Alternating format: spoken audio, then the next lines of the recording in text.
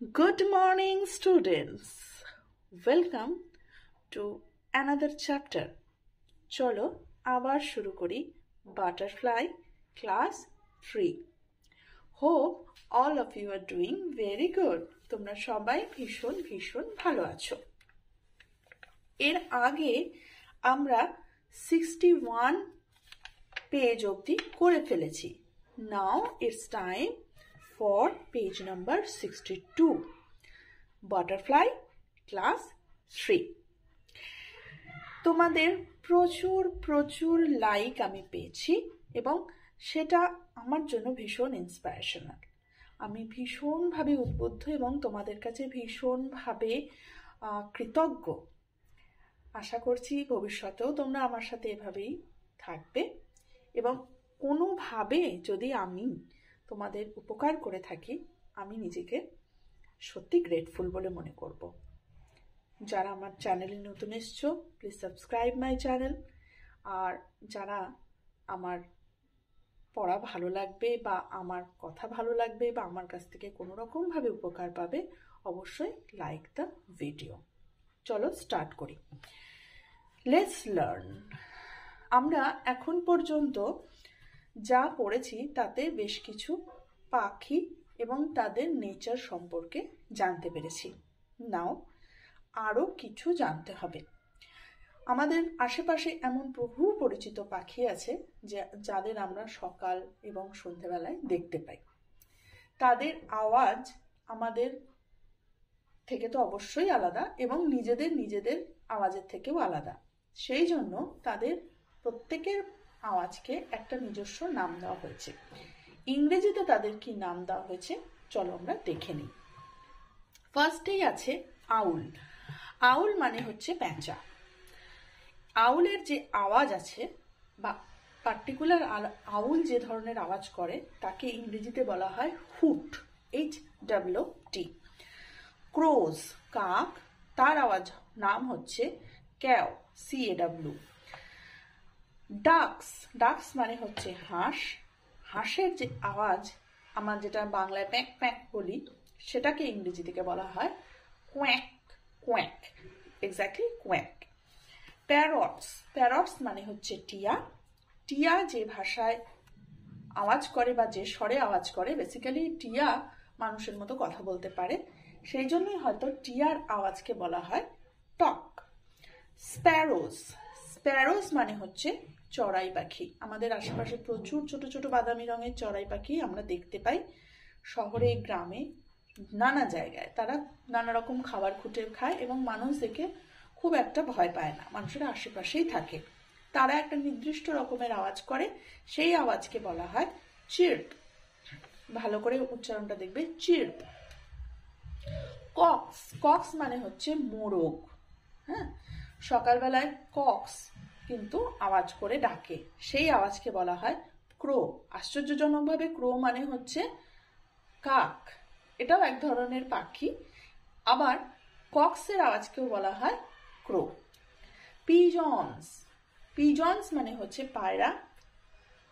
পশ্চিমবঙ্গের প্রত্যেকটা কোণাতেই পায়রা দেখতে পাওয়া যায়। মানুষের সাথে ভীষণ ফ্রেন্ডলি নেচার এবং এদের একটি নির্দিষ্ট আওয়াজ আছে। বাংলায় বকম বকম বলা হয় আর ইংরেজিতে বলা হয় কু, CW, কু। তাহলে এই হলো কিছু পাখির নির্দিষ্ট আওয়াজ যাকে বলা হচ্ছে বার্ডস ক্রাইজ। এবার চলো কিছু পাখির সম্পর্কে আমরা ডিটেলসে পড়ে নিই। ফার্স্টেই দেখো রয়েছে I am an eagle। দীর্ঘইতে ঈগল পাখি পাছে ধরে, আমরা পড়েছি। সেই ঈগল পাখি ইংরেজিতেও ঈগল পাখি নামেই পরিচিত। ঠিক আছে, যেহেতু ই ফর ঈগল আর ই হচ্ছে ভাওয়েল, সেই জন্য দেখো ঈগলের সামনে অ্যান ব্যবহার করা হয়েছে, এ নয়। I am an eagle। আমি হই একটি ঈগল। I eat snake। দারুণ ব্যাপার, সাপ দেখে আমরা সবাই ভয় পাই, ঈগল পাখি কিন্তু ভয় পায় না, তার সাপ দেখে মনে হয় ওই তো আমার খাবার। তার মানে I eat snake, আমি সাপ খাই। হেয়ার মানে হচ্ছে খরগোশ, র্যাবিট আর হেয়ার একই প্রাণীর দুটো নাম। হেয়ার খরগোশ খায়, স্কুইরেল, স্কুইরেল হচ্ছে কাঠবিড়ালি, অ্যান্ড ফিশ এবং মাছ। তাহলে ঈগল সম্পূর্ণভাবে মাংসশাসী প্রাণী, সে মাংস খেয়েই জীবন ধারণ করে। নেক্সট, আই অ্যাম আ ডাক, আমি হই একটি হাঁস। আই ইট, আমি খাই। টাইনি, টাইনি হচ্ছে ছোট ছোট কিছু, ছোট খুব ছোট কিছু বোঝাতে, খুব ছোট কিছু বোঝাতে টাইনি শব্দটা ব্যবহার করা হয়। স্মলের থেকেও ছোট হচ্ছে টাইনি। টাইনি ওয়াটার প্ল্যান্টস, ছোট জলের গাছ অর্থাৎ শ্যাওলা। অ্যান্ড অ্যানিমালস, এবং প্রাণী, জলেরই প্রাণী, যেমন ধরো শামুক, গুগলি, ছোট ছোট মাছের মাছ আর কি, যেগুলো মাছ খুব ছোট হয়, বা মাছের যে চারাগুলো থাকে, চারা পোনা, পোনা অবস্থায়ও না, চারা মানে ডিম ফুটে যে ছোট ছোট মাছ বেরিয়েছে সেগুলো। আর ব্যাঙের যে ছোট ছোট টেডপোলস গুলো থাকে, বা যেটাকে আমরা বলি ব্যাঙাচি, সেগুলো কিন্তু হাঁস খেয়ে থাকে। এগুলোই সব জলের ছোট ছোট প্রাণী। নেক্সট হচ্ছে আই অ্যাম আ বুলবুল, বুলবুলি পাখি, নাম নিশ্চয়ই শুনেছ। আই অ্যাম আ বুলবুল, আমি হচ্ছি একটি বুলবুল। আই ইট বেরিজ, বেরিজ মানে কি? বেরিজ হচ্ছে জাম বা কুল জাতীয় ছোট ছোট ফলকে বলা হয় বেরিজ। জাম বা কুল, যেগুলো থোকা থোকা ভাবে ঝুলে ঝুলে থাকে এবং একটা বীজ নিয়ে থাকে, সেগুলোকে বলা হয় বেরিজ। যেমন ইংরেজিতে আমরা মাঝে মাঝেই পড়ি স্ট্রবেরিজ, সেটাও কিন্তু এরকমই থোকা থোকা ফল, ছোট ছোট ফল। আর বাংলায় খুব অ্যাভেলেবেল, পশ্চিমবঙ্গে খুব অ্যাভেলেবেল যে ফলগুলো রয়েছে তার মধ্যে কুল আছে আর জাম আছে, এগুলো কিন্তু বেরিজ শ্রেণীর ফল। তো এই জাতীয় ফলগুলো বুলবুল খেয়ে থাকে। অ্যান্ড ইনসেক্টস, ইনসেক্টস মানে হচ্ছে পোকা, ছোট ছোট পোকা সে খায়। নেক্সট হচ্ছে খুব অদ্ভুত, দেখো পাখিটা ভীষণ রঙিন, মাথার ওপরে খড়গের মতো একটা শিঙের মতো, আর তার ঠোঁটগুলো দেখো ভীষণ বড় বড়। এই পাখিটা কিন্তু তোমরা যদি কেউ জুতে গিয়ে থাকো দেখে থাকবে, সাধারণ পাখির তুলনায় এই পাখির আকার আয়তনও কিন্তু বেশ বড় এবং ভীষণ রংচঙে হয়।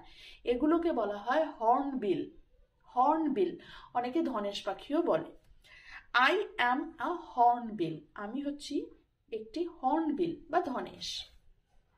আই ইট লিজার্ড, লিজার্ড মানে হচ্ছে সরীসৃপ জাতীয় প্রাণী, লিজার্ড মানে হচ্ছে সরীসৃপ জাতীয় প্রাণী।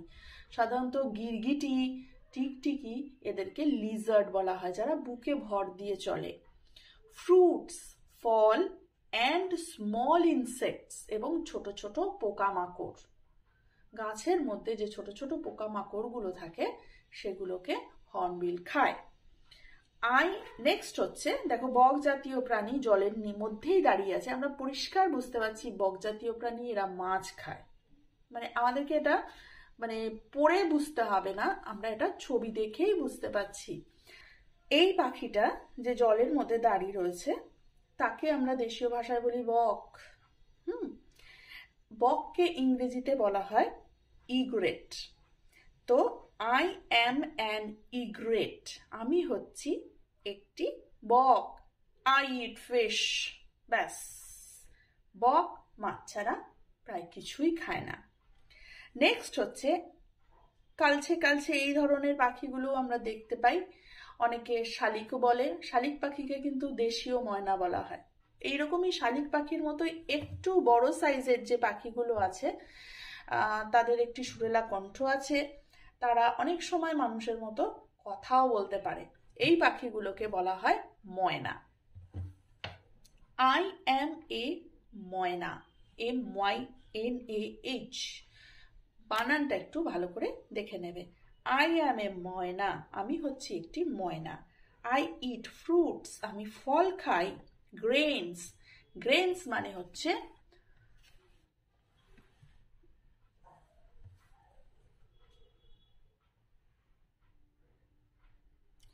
গ্রেনস মানে হচ্ছে দানা, বিভিন্ন প্রকার দানা শস্য আমি খাই। অ্যান্ড গ্রাসহপার্স মানে হচ্ছে ফড়িং জাতীয় পোকা। ফড়িং জাতীয় পোকা ময়না খেয়ে থাকে। তাহলে এখানে আমরা মোটামুটি 6টা পাখি সম্পর্কে এবং তাদের খাদ্যের অভ্যাস সম্পর্কে জানতে পারলাম। নেক্সট চলে যাব activity 7, page number 63। Page number 63, activity 7-এ।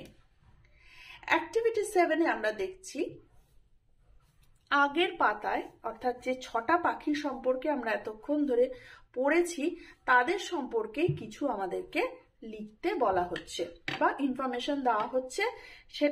সেখানে কারেক্ট সাইন অর্থাৎ রাইট সাইন দিতে হবে।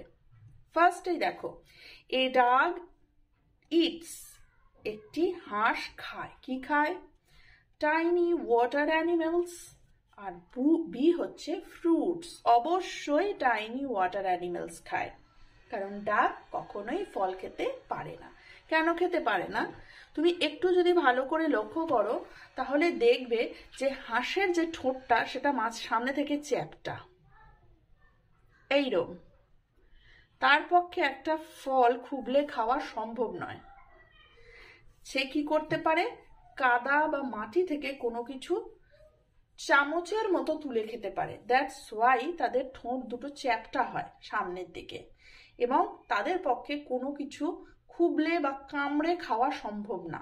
অন্যান্য পাখিদের ক্ষেত্রে দেখবে ঠোঁটের আগাটা চোখা হয়, তারা পাকা ফলের মধ্যে ভেতরে ঢুকিয়ে দিয়ে তারা সেটাকে ভেঙে ভেতরের অংশ খেতে পারে। হাঁসের পক্ষে সেটা খাওয়া সম্ভবই হয় না, তাদেরকে অবশ্যই কাদা থেকে কিছু খাবার তুলে খেতে হয়, সেই জন্য হাঁসের ঠোঁটটা চ্যাপ্টা থাকে। Next, an egret eats fish, nothing else. বক মাছ ছাড়া কিচ্ছুই খেতে পারে না। হেয়ার্স ওর পক্ষে খাওয়া সম্ভব নয়। হালকা পলকা ছোট সাদা একটা পাখি। এ হর্নবিল, ধনেশ পাখি, it's Lizaad, particularly hornbill Lizaad খেতে পারে। ওদের ঠোঁট ভীষণ শক্ত এবং যথেষ্ট পরিমাণে বড়। ওদের পক্ষেই একমাত্র লিজার্ড জাতীয় লিজার্ড জাতীয় প্রাণী খাওয়া সম্ভব। তাহলে হর্নবিল লিজার্ড খায়। নেক্সট হচ্ছে an eagle it's here's fruits. Fruits তো কখনোই খায় না, কারণ সম্পূর্ণভাবে সে মাংসাশী। হেয়ার্স মানে হচ্ছে খরগোশ, অবশ্যই ঈগল খরগোশ খায়। এ ময়না ইটস গ্রাসহপার্স স্নেকস। ময়না পাখিটা সাইজে কিন্তু খুব একটা বড় নয়, তার পক্ষে একটা সাপ খাওয়া কখনোই সম্ভব নয়। সে গ্রাসহপার্স অর্থাৎ ফড়িং জাতীয় প্রাণী খেতে পারবে। এ বুলবুল ইটস, বুলবুল কি খায়? স্কুইরেলস ইনসেক্টস খায়। স্কুইরেল কিন্তু বুলবুলের থেকেও মোটামুটি সাইজে বড় একটা প্রাণী, তার পক্ষে অবশ্যই স্কুইরেল খাওয়া সম্ভব হবে না। সে কি খাবে? সে ইনসেক্টস খাবে। ওকে, নেক্সট এই পেজেই আছে দেখো কিছু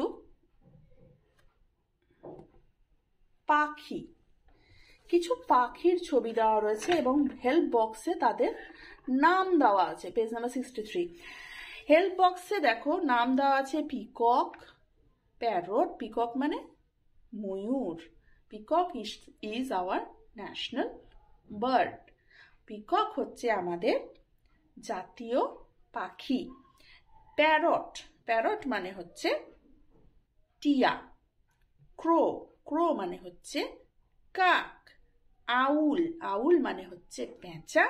আর স্প্যারো মানে হচ্ছে চড়াই পাখি।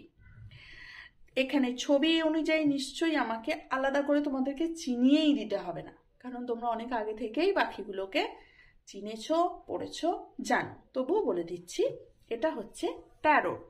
নিচে যে বক্স আছে সেখানে আমরা এখানে লিখব প্যারট। এটা হচ্ছে আমাদের বাড়ির আশেপাশে যে পাখিটা ঘুরে বেড়ায়, Sparrow. SPARO W, SPARARROW, SPARROW। এটা হচ্ছে ক্রো, CROW, ক্রো।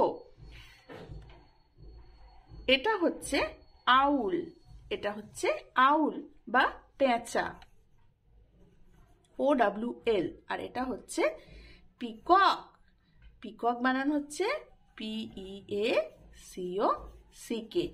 হেল্প বক্সে যেহেতু সব ধরনের বানান দেওয়া আছে, আমরা অবশ্যই বানানগুলো দেখে দেখে লিখছি। চলে এসছি নেক্সট পেজে, অর্থাৎ 64 পেজে, অ্যাক্টিভিটি 9-এ। চলে এসছি নেক্সট পেজে, অর্থাৎ 64 পেজে, অ্যাক্টিভিটি 9-এ। এখানে দেখো একটা সুন্দর ময়না পাখির ছবি দেওয়া আছে এবং এখানে লেবেলিং করতে দেওয়া আছে, অর্থাৎ একটা পাখির শরীরের বিভিন্ন অংশ আমাদেরকে জানতে হবে। তাহলে হেল্প বক্সেও সেখানে কিছু মানে বডি পার্টসের ইংলিশে নাম দেওয়া আছে। আমরা বাংলায় নামগুলো সবাই মোটামুটি জানি, ইংলিশের নামগুলো আমরা শিখে নিচ্ছি। প্রথমেই রয়েছে দেখো বিক। বিক মানে হচ্ছে পার্টিকুলারলি পাখির ঠোঁট। সবসময় জানবে লিপস নরম হয়। যে কোনো প্রাণীর ঠোঁট তার শরীরের মাংসের মতোই নরম হবে, কিন্তু পাখির ঠোঁটই হচ্ছে একমাত্র যার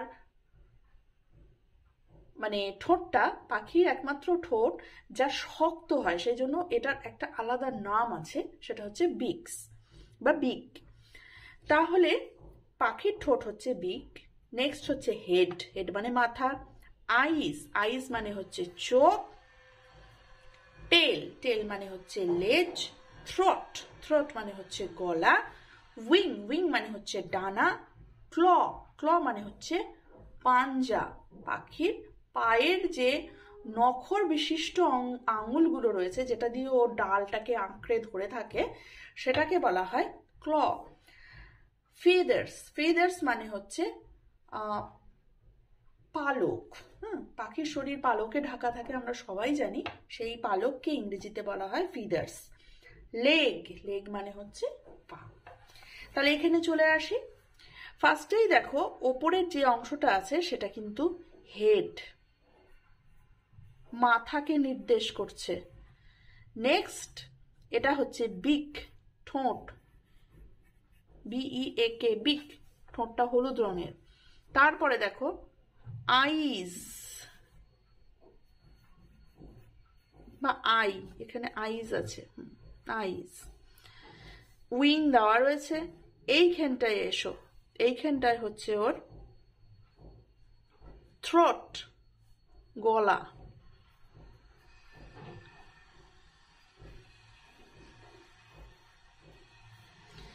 উইংস, ফেদার্স, এখানে হচ্ছে টেল, লেজ। এটা হচ্ছে লেগ, আর এইটা হচ্ছে clause.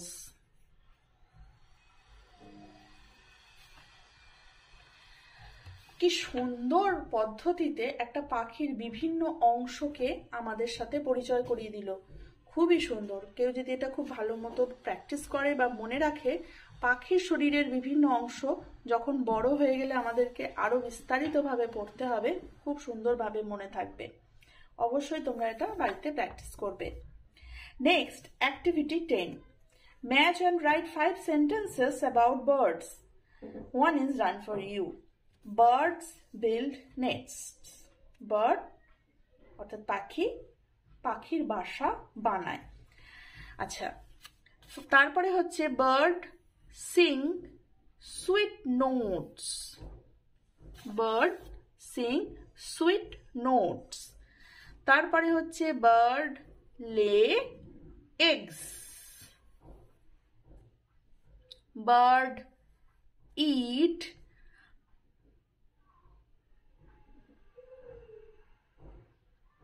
harmful worms and save corn. তার মানে পাখি কিছু হার্মফুল শব্দটা ভীষণ ইম্পর্টেন্ট। হার্মফুল শব্দটাতে আন্ডারলাইন করবে এবং এটাকে মানে লিখে রাখবে। ক্ষতিকর, ক্ষতিকর পাখি ফসলের ক্ষতিকর ওয়ার্মস মানে হচ্ছে পোকা, ইনসেক্ট মানে যেরকম পোকা, ওয়ার্মস মানেও সেরকম পোকা। অর্থাৎ ফসলের ক্ষতিকর পোকা পাখিরা খেয়ে ফেলে।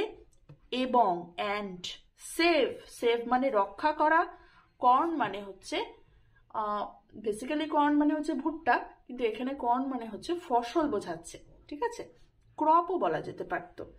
তো যাই হোক, আমরা লিখব birds it harmful worms and save corn. Next হচ্ছে বার্ডস ক্যারি, মানে বার্ডস আমাদের কি কি উপকারে লাগে দেখো। পরিবেশে সব প্রাণীরই একটা নির্দিষ্ট পরিমাণ কাজ আছে। কোনো প্রাণী বিলুপ্ত হয়ে গেলে পরিবেশ কিন্তু তার ভারসাম্য নষ্ট করে ফেলবে। সেই জন্যই আমাদেরকে বারবার এই জিনিসটা বোঝানোর চেষ্টা করছে যে কোনো প্রাণী মানুষের থেকে কম দরকারি নয়।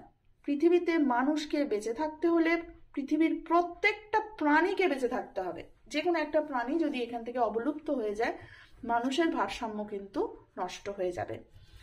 So birds carry seeds of a tree from one place to another. আমরা দেখি আমাদের পশ্চিমবঙ্গের বিভিন্ন জায়গা জুড়ে আম গাছ, বিভিন্ন জায়গা জুড়ে নিম গাছ, বিভিন্ন জায়গা জুড়ে কাঁঠাল গাছ।